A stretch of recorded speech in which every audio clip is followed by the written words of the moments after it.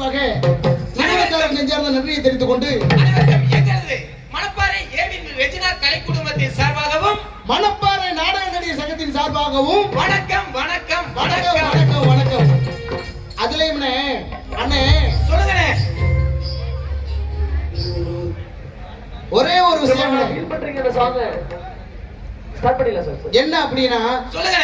நாடு செழிக்கணும் நல்ல மழை பெய்யன்னு சொல்றது யாருன்னு நம்ம நாடகாரம் மட்டும்தான். ஆமா, இரவு 10 மணிக்கு ஆரம்பிச்சு காலையில 6 மணி வரைக்கும் விடிய விடிய நடக்கணும். நம்ம நிகழ்ச்சி ஒவ்வொரு நாடகத்துக்கும் ஒரு சிறப்பு இருக்கு. இந்த ஹரிச்சந்திர நாடகம் ஏன் வைக்கணும்? ஈரேழு உலகத்தை 56 தேசத்தை கட்டி ஆளக்கூடிய ஹரிச்சந்திர பூபதி. ஆமா, பொய்யே பேசாம நீதிமன்ற உத்தமனா வாழ்ந்தாரு. நம்ம காந்தியடியோட அந்த நாடகத்தை பார்த்துட்டு தான் இப்படி ஒரு மனுஷன் பூலோகத்துல வாழ்ந்தாரா அப்படிங்கிறது வந்து ஹரிச்சந்திர நாடகம். அப்படி இருந்துச்சு. இந்த சத்யவான் சாவித்திரி நாடகம் என்ன தெரியுமானே? என்னன்னு? பெண்களுக்குரிய நாடகம். ஆண்டாண்டால் மாண்டவர் மீண்டது உண்டா? இல்ல. எப்படியாவது யமதர்மன்ட்ட போராடி ஆமா தன் கட்டிய கணவன் உயிரை மீட்கணும்னு சொல்லிட்டு சாவித்திரி அம்மா போராடுனாங்க. சரிண்ணே. இன்னைக்கு நடக்குது இந்த பவளக்கொடி நாடகம். ஆமா, எதுக்காக வைக்கணும் தெரியுமா? எதுக்காகண்ணே? மகாபாரதத்துல ஒரு பகுதி இந்த பவளக்கொடி நாடகம். சரிண்ணே. அர்ஜுனன் எங்க போறாரு? அள்ளியம்மா எங்க போறாங்க? அப்படிங்கறது இந்த நாடகத்தோட தலைப்பு. இந்த நாடகத்தோட என்னன்றா தவத்திரு ஸ்ரீ டி சங்கரவா சாமி எழுதி வச்ச நாடகம். ஆமா, ஒரு நாடகமும் நம்மளை போன்ற கலைஞர் பெருமக்கள் எல்லாமே வந்திருக்காங்க. மீண்டும் ஒரு நன்றியை தெரிவிக்கணும்னா ஸ்டார் குரு பவுண்டேஷன் நிறுவனத்தார் அவர்களுக்கும் மற்றும் சாக்கியா அகாடமி அவர்களுக்கும் எங்களது மணப்பாறை நாடக சந்தையின் சார்பாகவும் அந்தோனிராஜ் கலை குடும்பத்தின் சார்பாகவும் நெஞ்சார்ந்த நன்றியை தெரிவித்துக் கொண்டு இதோ முதல் பகுதியான சத்திய ஹரிச்சந்திர நாடகம் உங்கள் முன்.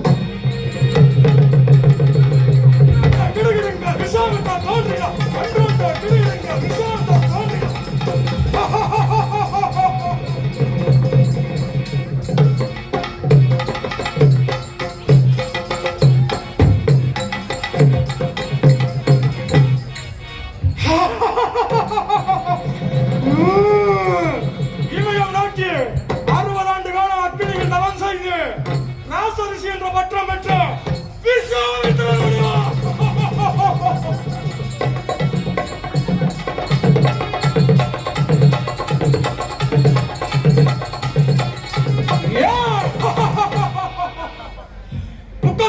தேவர்கள் 44 ரிஷிமார்கள் கிண்ணர் கிம்முனர் எல்லாரும் தேவேந்திர சபையில் கூடியிருந்தார்கள். 12 ஆண்டுகளுக்கு ஒரு முறை கூடுவது தேவேந்திர சபை.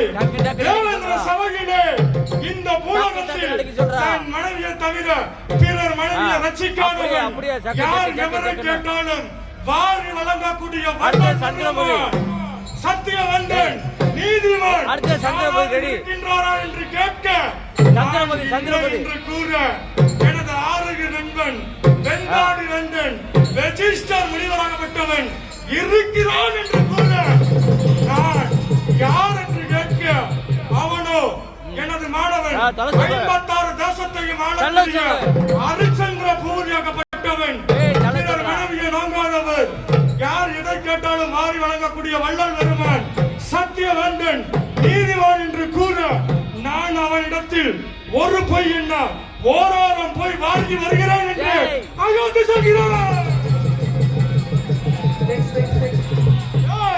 அயோத்தி சென்று ஹரிச்சந்திரனை கண்டேன். ஹரிச்சந்திரனை கண்டவுடன் நாடு நகரங்களை இழக்க செய்தேன். அவன் மனைவியை காலகண்டனுக்கு அடிமையாக்கினேன். லோகிதாசன் பாம்பு சீண்டு இறந்து விட்டான்.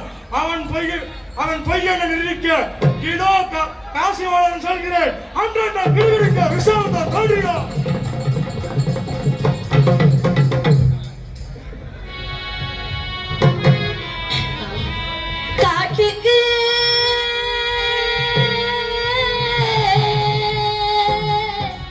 காட்டுக்கு போன எந்தன் கண்மணியே, காட்டுக்கு போன எந்தன் கண்மணியே அந்தியாயோ வீட்டுக்கே வரவும் காணேன் தெய்வமே தெய்வமே தெய்வமே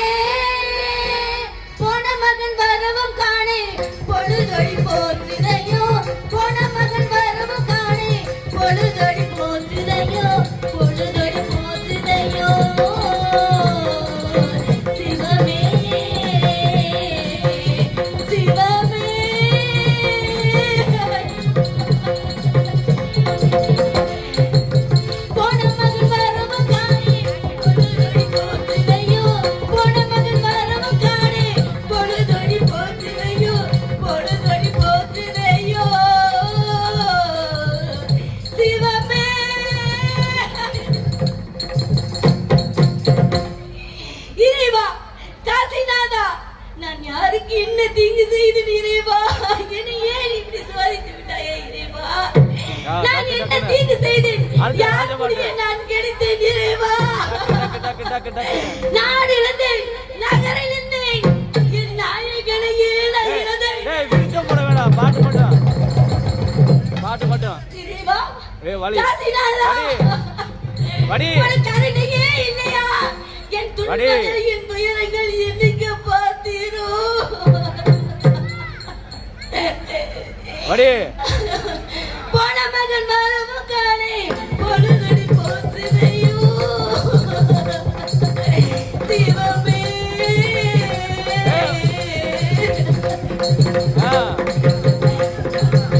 இதோ இப்பொழுதே அசரியாத் பிள்ளைகள் என்னை அழைப்பது போல இருக்குது. இதோ சென்று பார்த்தே வருகிறேன். ராஜ பாட்டு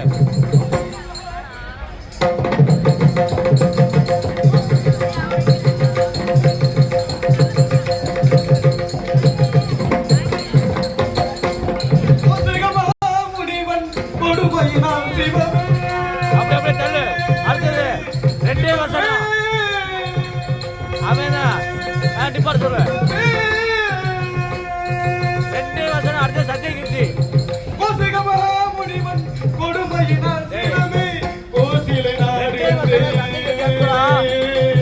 கோசிலை நாடிலிருந்து அப்போது பாட்டு இறைவா.